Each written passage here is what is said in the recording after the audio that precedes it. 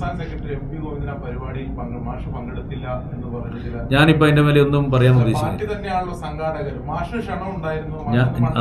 ഞാനിപ്പോ അതിന്റെ മേലെ ഒന്നും പറയാൻ പിന്നെ വേറൊരു വിഷയമല്ലേ നിങ്ങൾ പറയുന്നത്. അതുകൊണ്ട് പ്രകാശ് മാഷൊക്കെ സംഘാടകർ. അപ്പം അല്ല, ആര് സംഘാടകരായാലും മാഷ് വിളിച്ചോ ഇല്ലയോ എന്നുള്ളത് എനിക്കാണോ അറിയാം. EP അല്ലാതെ മറ്റൊരു വിഷയം, ഈ കുന്നോത്ത് പറമ്പില് കഴിഞ്ഞ ദിവസം ഒരു ബോംബ് സ്ഫോടനത്തിൽ മരിച്ച ആള് രക്തസാക്ഷിയാക്കി ഒരു പ്രമേയം അവതരിപ്പിച്ചു DYFI.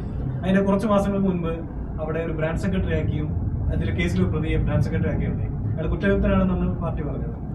ഈ അന്ന് തള്ളി പറഞ്ഞവരെല്ലാം ഇപ്പോ ബ്രാഞ്ച് സെക്രട്ടറി ആക്കിയും രക്തസാക്ഷിയൊക്കെയാണ്. നിലപാട് മാറ്റിയതാണോ? അല്ല, അയാൾ കുറ്റവിമുക്തനാണെങ്കിൽ പിന്നെ കുറ്റവിമുക്തനാണല്ലോ. സ്ഫോടനത്തിൽ മരിച്ചയാളെ രക്തസാക്ഷി എന്നാണ്. അല്ല, അതിപ്പോ നിങ്ങൾ DYFIയോട് ചോദിക്കാം. അതിന്റെ അകത്ത് എനിക്കിപ്പോ ഒന്നും പറയാം. പക്ഷെ എന്തിനാലും അക്കാര്യത്തില് അന്ന് പാർട്ടി എടുത്ത നിലപാട് തന്നെയാണ് ഇപ്പോഴും പാർട്ടിയുടെ നിലപാട്. അതെ, അതുകൊണ്ടാണ് ഞാൻ പറഞ്ഞത്. അത് അങ്ങനെ എന്താ സംഭവിച്ചിട്ടുണ്ടെങ്കിൽ DYFIയോട് ചോദിച്ചാൽ അവർ ഉത്തരം പറയും.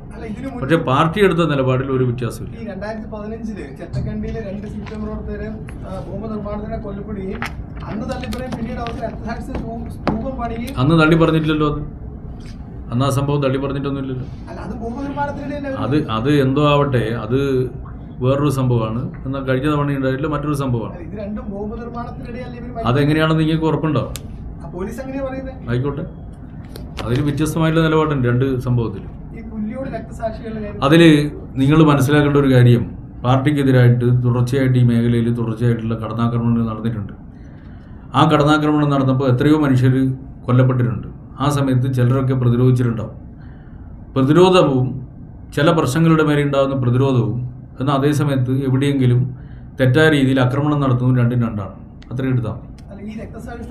അതിനപ്പുറത്ത് പറയുന്നത് ഇപ്പം പറയാൻ ഉദ്ദേശിക്കുന്നില്ല. അല്ല, ഞാൻ പറഞ്ഞല്ലോ നിങ്ങളോട്, CPM ആരെയും രക്തസാക്ഷിയാക്കിയിട്ടില്ല. ഞാൻ പറഞ്ഞ വളരെ ക്ലിയറാണ്. CPIM ആരെയും രക്തസാക്ഷിയാക്കിയിട്ടില്ല.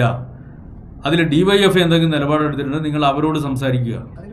ഓക്കെ, അതല്ലേ ഞാൻ പറഞ്ഞത്. CPIMന്റെ അഭിപ്രായത്തിൽ വ്യത്യാസം ഇല്ല എന്ന് ഞാൻ പറഞ്ഞല്ലോ. CPIM നേരത്തെ എടുത്ത നിലപാടിൽ ഒരു വ്യത്യാസമില്ല. CPIM ആരെയും രക്തസാക്ഷിയാക്കിയിട്ടില്ല. മതിയല്ലോ. അല്ല, അത് എന്നോട് നിങ്ങൾ ചോദിക്കില്ലെന്ന് പറഞ്ഞില്ലേ. CPIM അങ്ങനെ ഒരു രക്തസാക്ഷി പ്രമേയം തയ്യാറാക്കിയിട്ടില്ല.